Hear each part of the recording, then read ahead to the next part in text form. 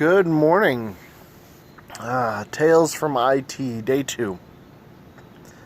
Sorry, I'm rocking here. Yesterday was an okay day. It was fun. It had its challenges. My boss kind of got after me because I guess last week on Friday I had a little bit of extra time on my time card. It happens. Especially I was aware of it, and I was going to get off a little bit early. I was going to clock out 30 minutes early. Because I knew I was 30 minutes long on my time. But as I got in, and we talked about this yesterday, as I got back into the office from going and seeing a customer, my boss comes to me and we had that email issue. So I drop everything. I go check out that email issue. Because he said this is worth thousands of dollars to the company. It needs to get done. So that's what I did. Hey, he's the one that signs the paycheck. He says, I need you to work on this. I work on it. So yesterday when he got after me a little bit, I told him, yes, I am aware I was 30 minutes long. I was going to clock out, and then you told me you needed this done. And he kind of went, oh. Okay. Yeah. So this week, can you clock out 30 minutes early? Can you be 30 minutes short this week to make up for that? Because of coronavirus and stuff, things are tight. I get it. I understand. And I'm fine with that. I'm not going to be mad that he cuts 30 minutes because I was 30 minutes long. I mean, actually at time and a half, I'm still making out on the good side of it. So, I mean, if he would say take off 45 minutes to make up, because that would be equivalent time and a half to being 30 minutes long, I'd be okay with that. That's no problem. That's even money. I get it. So I don't want to rag on my boss. He is a very good guy. I have a lot of respect for him. Some of the guys at work, they dog on him a little bit. But I'm like, he's giving us a job. I don't just want to toe the party line, but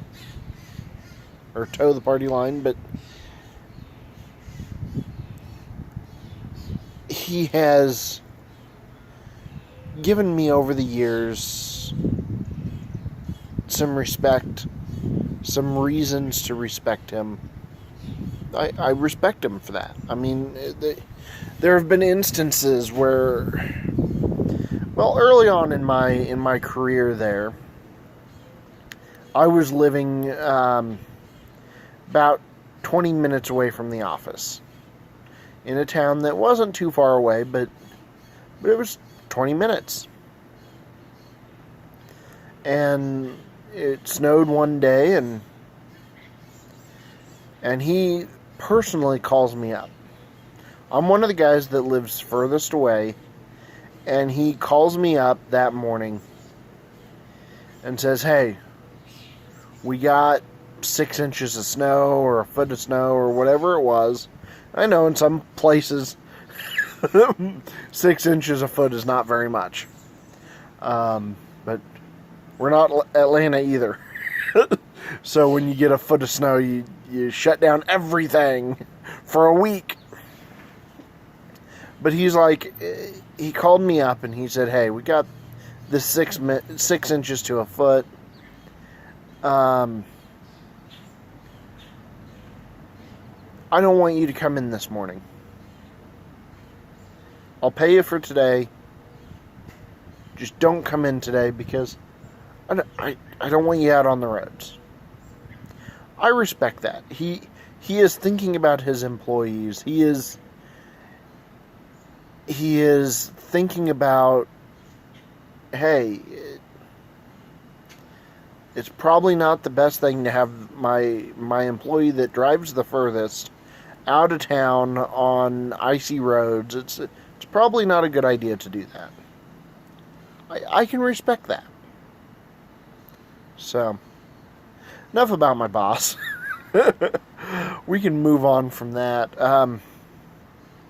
So a couple of things, all right. I'm kind of thinking doing a couple of segments. A segment of kind of what's going on in the world today.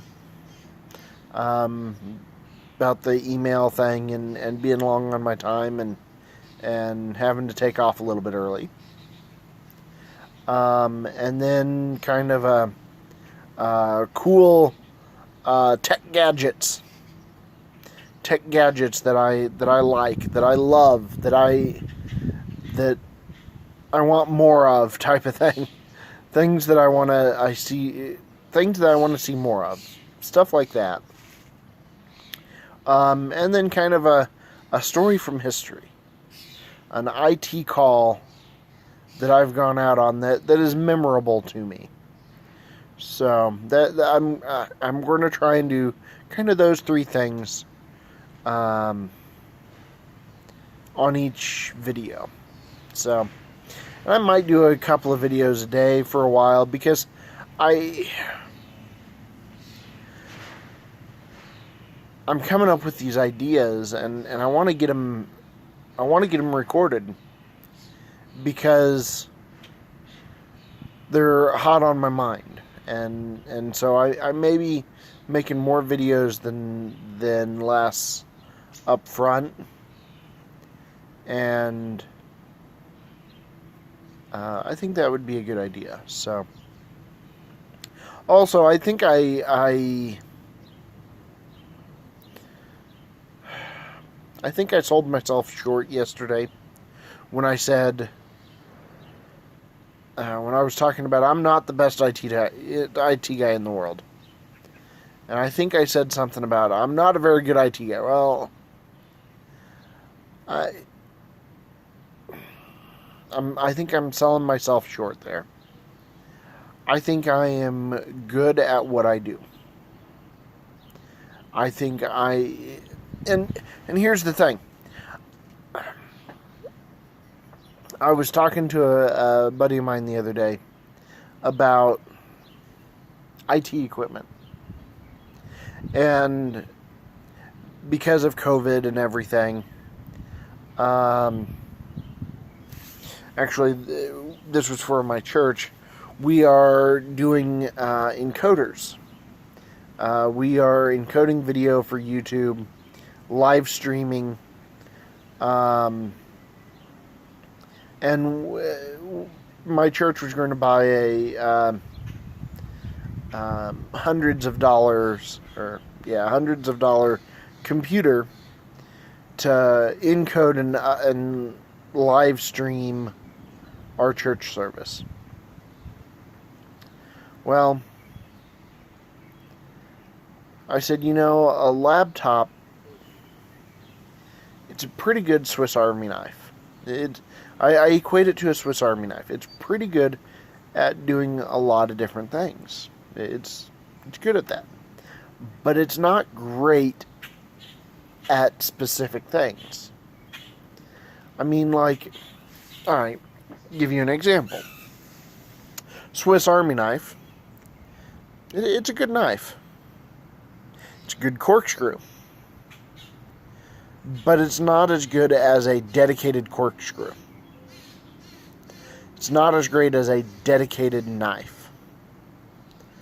And so getting equipment like a dedicated encoder, it is really great at encoding. it can't do anything else. It can't be a corkscrew, but it's that knife.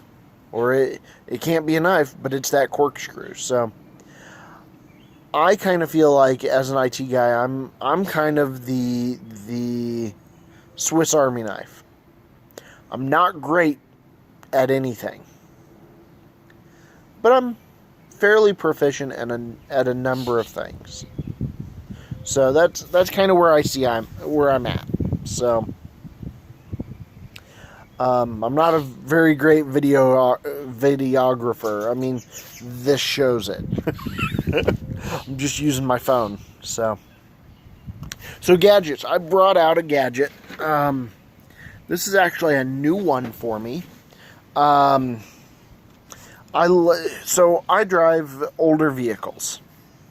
I do it not really out of necessity. I mean, I could, if I really wanted to, I could go out, get a loan, buy a $40,000 Tesla. I don't like having the loan out on it. I don't like owing money. Right now, the only loans that me and my wife have, she's got a student loan that we're going to pay off, I believe, like next week. Because we're trying to keep her schooling paid for as she goes. And we have our home loan. We have the loan on the house. That's going to be around for a while, but other than that, we don't really buy things on credit. Or if we do, like, I've got an Amazon credit card. But I pay that off monthly. I mean, I use it for the points, not for the credit. So I buy these older vehicles. So I drive a Ford F-150. Bought it for $5,000. It doesn't have all the best tech in it. It doesn't have the Bluetooth hands-free driving, all of those new things that come with the new cars. So I retrofit. I put in devices to give me those new gadgets for cheap. Because I'm a cheapskate. I will tell you that right now. So here's one of those gadgets that I found at Walmart. It was in the clearance aisle, and I'm like, all right, $5. I've got to give this a shot. It's made by JBL. It is a JBL Google Assistant for your vehicle. Has a charging port right there. Says it can do what does it say here? I think it can charge like 2.4 amps. So it's fast charging for your phone. Also has a line out there, so you can plug this directly into your stereo on your vehicle if you have an aux cable port. I don't. So I pair this with another device. It is a Bluetooth FM transmitter. Kind of a neat device. It connects to your phone, and whatever you're doing on your phone, it broadcasts that. I use like 92.1, little tiny FM transmitter, just to get it into the stereo. And this device will actually pair with your phone and with that other device. So it will pass that audio on, and it's got a couple of microphones there, and so you can talk to it just like a Google Home device. So that's kind of neat. I kind of like that one. The other day I was out. Again, I'm ham radio operator. Sorry, the birds are chirping pretty loud today. Beautiful morning. So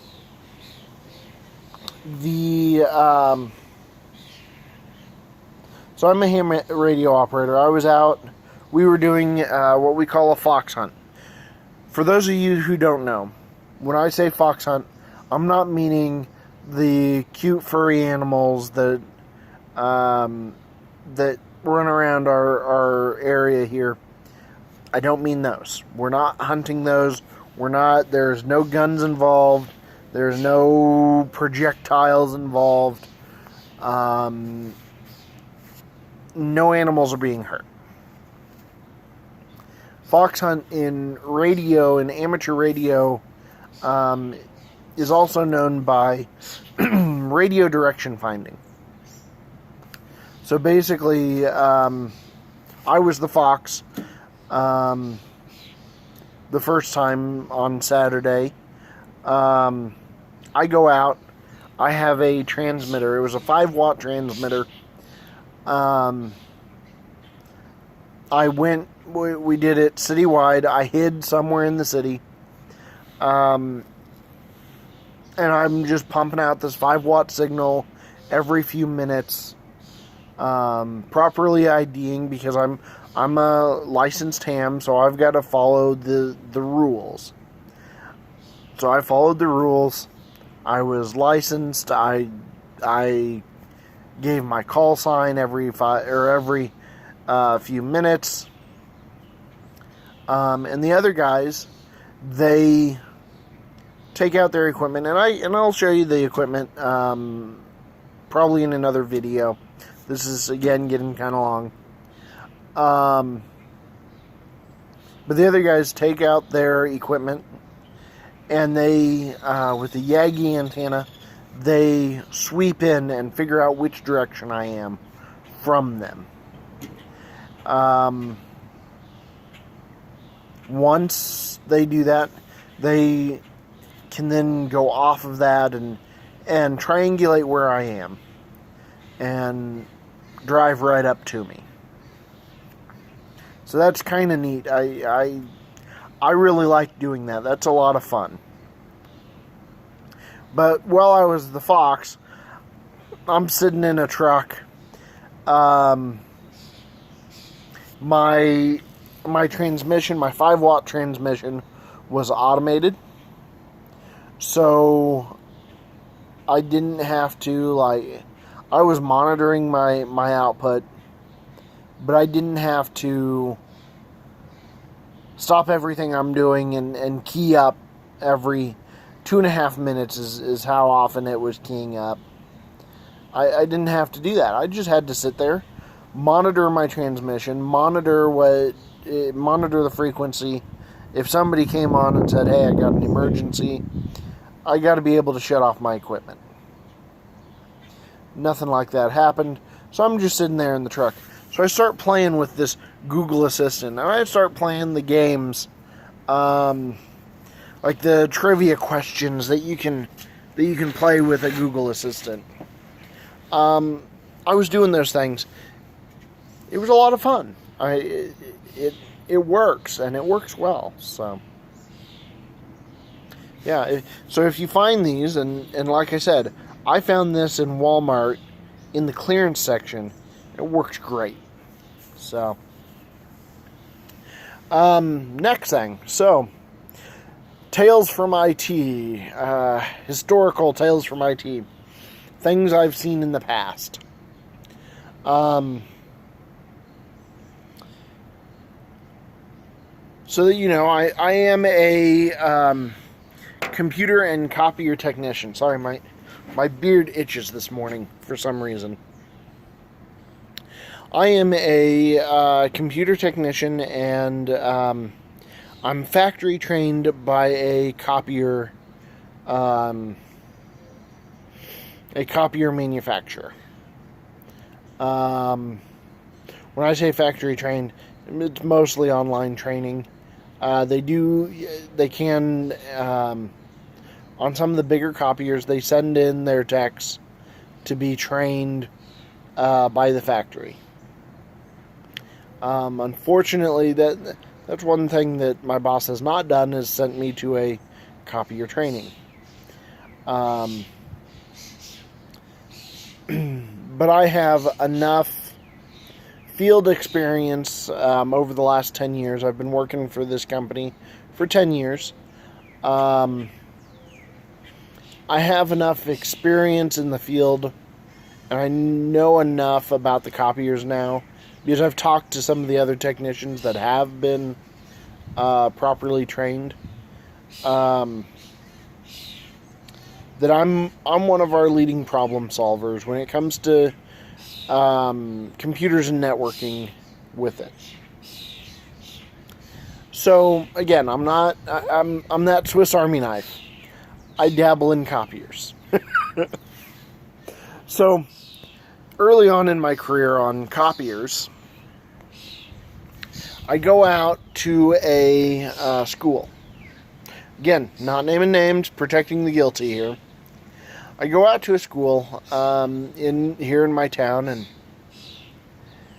and I get called out because the hole punch in the copier is hole punching all the time, and they need it to stop.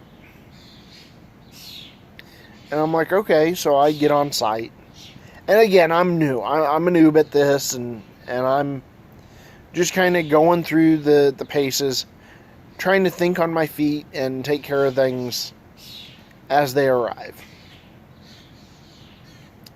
I get on site, and the secretary at the school says, yeah, every time we copy, every time we print, we can have print and copy, we can have the hole punch shut off, and it still hole punches the paper. And I'm like, all right, that's odd. Computer glitch, copier glitch, something's hole punching. So you got to take the customer at face value and try and recreate the issue. So I go over and I make a copy. I make sure that I have hole punch shut off. Sure enough, comes out and the paper's hole punched. So I go, all right, that's weird. I've never seen this before. This is an older copier, and thankfully, there was like 2 screws to get into the cover to unplug the hole punch. So I take off those 2 screws and I unplug the cable and I tell it to hole punch again. See what it does. Sorry, sun's coming out. It's early morning. Let me move over, see if I can't get better lighting. So I unplug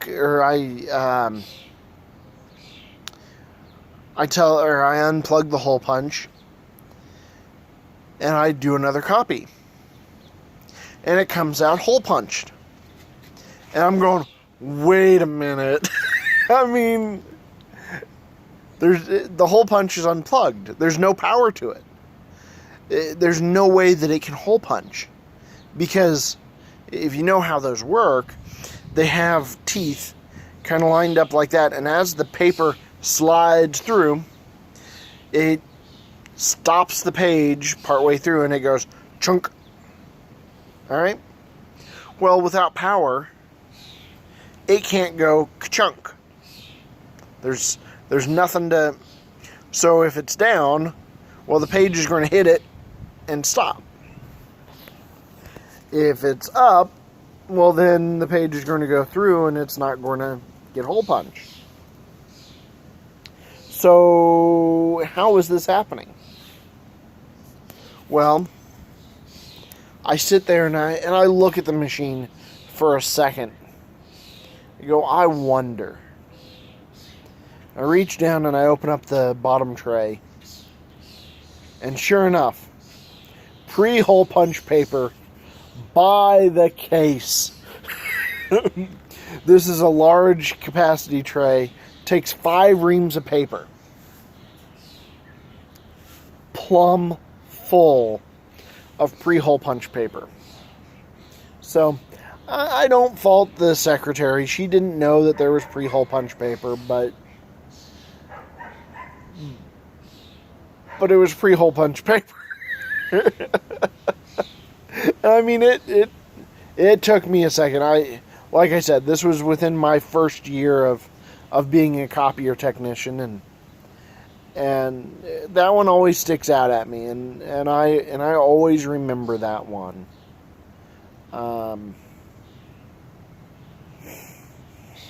If you want to comment in the comments there, give me some stories from your IT, some of your pre-hole punch paper moments. I'd love to look at them. Right now I'm small enough that I do read every comment. And so leave a comment. Tell me about your pre-hole punch paper story. I'd love to read them. I always get a kick out of that. I listen to like the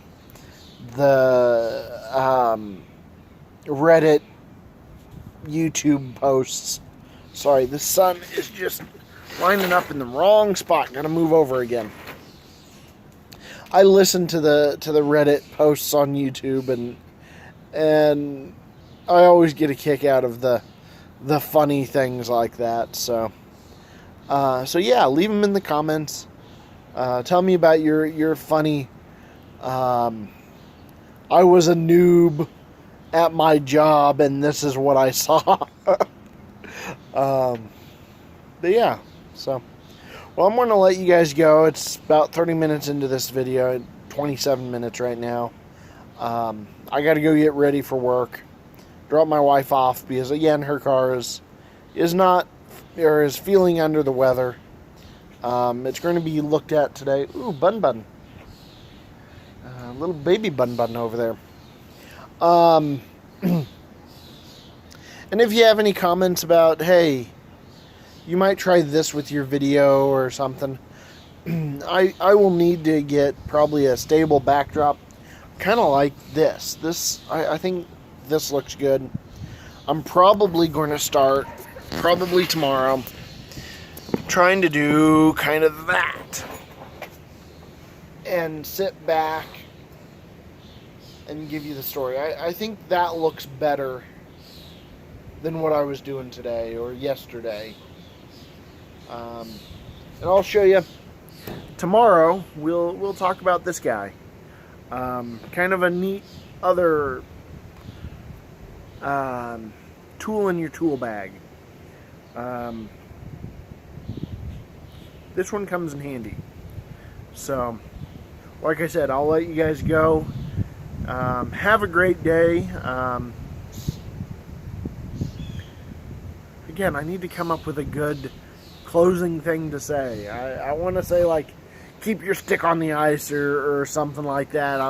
I'm not red-green, but very funny guy. Very, very funny guy. School teacher, if I'm not mistaken. I can respect that. I've actually seen him live. I was up in the nosebleed, but I saw him live. Again, cheapskate here, so do things as cheap as possible.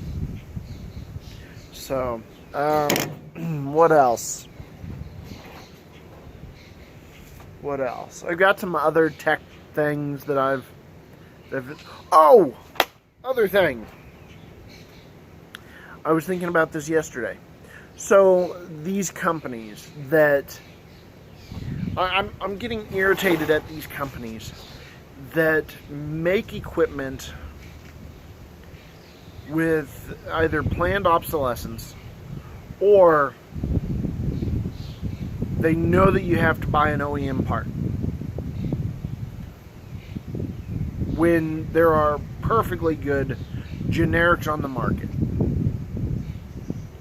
I'm getting tired of this. My router yesterday, for the last couple of weeks, I have a Ubiquiti. Oh, my phone's telling me that if I'm not awake, I need to be awake right now.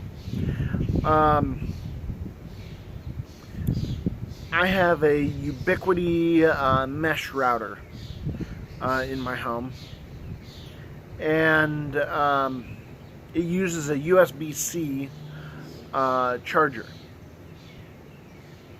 and it uses 9 volts at 1 point some odd amps is what the router says it needs.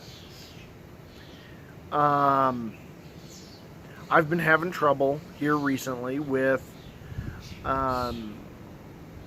it's one of those Amplify HDs, and so it has a little screen on it, a little round screen, and it's been coming up saying, hey, power supply's bad. It's an adapter error. So I've been babying it. I've been unplugging it, replugging it, making it work again. But I'm getting irritated. I rent out part of my house, and so my tenant has been complaining that the internet has been dropping out. So I'm like, all right, got to get a new power supply. It's 9 volts at 1 point something amps. If you know about power or anything about power, again, jack of all trades here. When I went to college, I took a lot of electrical training. We'll get into that later, but so I go online and I just buy a USB-C that can output more than enough amps. And if you know anything about power, you know that amperage, amperage, you can go over on the amperage that it can supply, but you want to be pretty much spot on your voltage, because your device will only pull what it absolutely needs. So that's what I do. I go out, I get a 65 watt USB-C charger, which wattage is a factor of amperage and voltage. It's amperage times voltage gives you wattage. So if you do the math, and it's 9 volts at 3 amps is what they were advertising. What is that? 27 or 27 watts there. Should be more than enough for the what? 9, 10 amps, 9, 10, 11 amps, whatever it was asking for.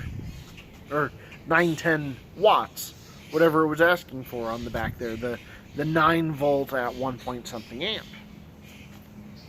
My charger can put out more wattage, and the device will only pull what it needs. Plug it in and nope, it knows right off the bat that it's the wrong adapter. I'm kind of miffed about that. I'm like, how dare they? I know it's their equipment, and they're trying to keep it safe from harm. But they can write their software in a way, or make their equipment in a way that it knows if it's not going to get enough amperage, or if it's not going to get enough wattage. The sun just gotta keep on moving around for this. There are ways that they can protect it without forcing you to get a OEM charger. I don't know, I may be wrong here, but comment if you think I'm wrong, or if you think I'm right and this needs to change. But I'm disappointed in Ubiquiti here. Typically Ubiquiti products, I've seen that they don't care what power supply you use. as long as you use appropriate stuff. So I'm just kind of disappointed. So, like I said, this is more than 30 minutes right now. I need to wrap this up, but that was on my mind. I just wanted to get that out there and ask what you guys would do about that. So, also, if you are commenting on my video, there was another thing. Last night I saw on my last video, I had 0 views so far. Again, small content here. I'm just trying to put out something once a day, and maybe I increase my subscribership later on and have a backlog of things for people to look at. That's kind of what I'm doing right now. I'm not really worried about the views right now. But 0 views. But I have a comment.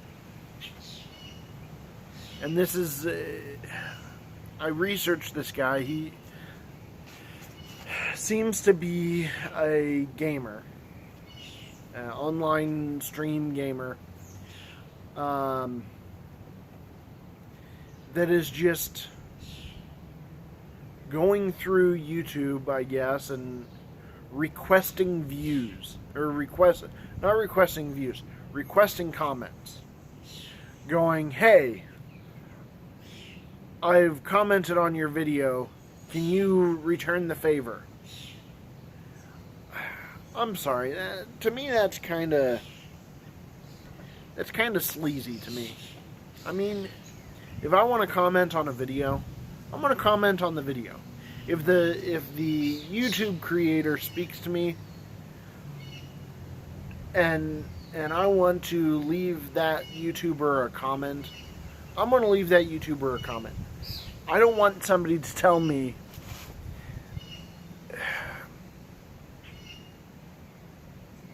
I left you one, now you return the favor. I don't like that. Just like I don't like it when people tell me the whole list. And I'm not going to list that list again. I did it in my last video. But all the things that help the algorithm. Alright? I get it. There's an algorithm out there. I'm not about the algorithm. And I'm sorry, but if I like your video, I will help you. I will help the algorithm. I've got a handful of YouTubers that I follow that I do those things. I help their algorithm. But if you're not...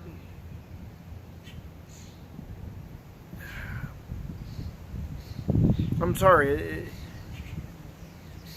If I run across your feed, which I didn't even run across this guy's feed by accident. It was I had to search this person out because they commented on my video and said, hey, can you return the favor? I had to go, who the hell is this guy? And what kind of content does he do? I had to look him up.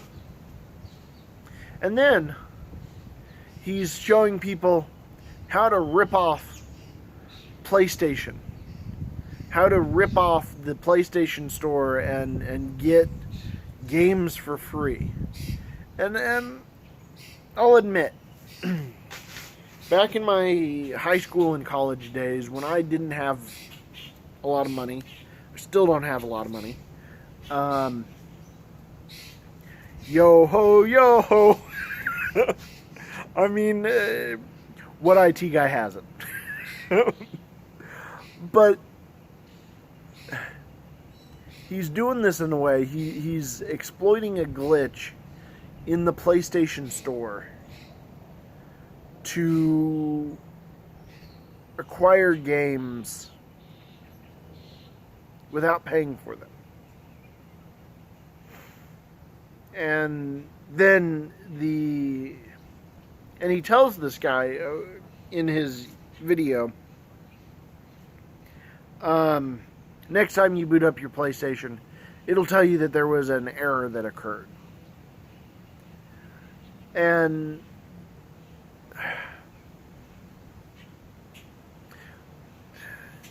And don't report it. Don't report it. Oh, there's my phone again. Don't report it. Don't report it. Don't tell them how we got this. Because if you report it, then they're going to look into it and they're going to fix this bug. Well, the bug needs to be fixed. That's why it reports. Well, I don't agree with reporting everything all the time. Something like that's a major issue for the company. And yes, PlayStation is or Sony, that owns PlayStation, is a multi-glomerate. I mean, they're big. But they do have a right to monetization of their products. And pirating things, no matter if the system will allow you to or not, maliciously exploiting things to pirate, I don't agree with it. When I say that in my past I have done that, I do it in a way of kind of making my own try before I buy. If I try it and I hate the content or whatever it was, I get rid of it. Blah, blah, blah. If I like it back then, I would then buy it. And so, whether it be movies or CDs or software or... Here's the thing. Who hasn't exploited TeamViewer and their ability to just say, yeah, I'm using this for home use. I mean, I did it. I've done it. Exploited that loophole. But then later on, now in my professional life, I have gone back and said, hey, I need a license for this. And I have forked out the dough to legally obtain a license of it. A license for 3 copies of it. I don't like their current business model, but my license that I legally purchased is still good. It's good for the indefinitely, but I only have TeamViewer 11. For what I do, it works. So I'm looking for some other software right now to do the same thing, but not for as much. I mean, now they're looking at the schedule for the payment schedule for these softwares. It's been a while since I looked, but it was like the last time I looked, it was like $700 a year. When I got TeamViewer 11, $700 for life. So yeah, I'm not most up to date, but I'm not paying every year. And I'm in a small tech company. We